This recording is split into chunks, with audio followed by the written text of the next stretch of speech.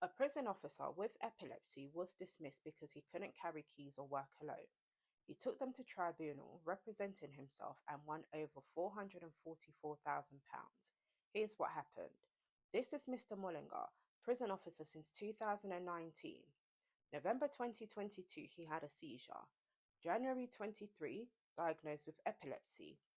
Told his manager straight away. They put him on restricted duties. No keys, no loan working, no prisoner contact. He was fine with it. He wanted to keep working, and occupational health said he was fit for that, with a likely return to full-time duties within 2 years.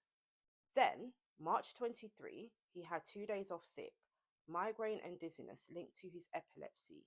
2 days later, he's invited to a meeting. The letter talked about sickness absence, so he thought this was just about managing that, maybe even regrading. But the governor had already made up his mind. The meeting lasted about 30 minutes, no proper discussion, no real exploration of options, and he was dismissed on the spot. Now, here's the key point. There were other options. There were admin vacancies. He was willing to be redeployed, and other employees with epilepsy were already working in restricted roles. But none of that was properly considered. They just dismissed him. The tribunal was clear.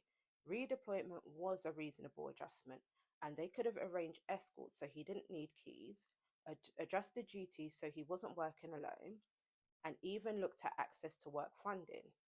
They didn't do any of it. He represented himself in the main hearing.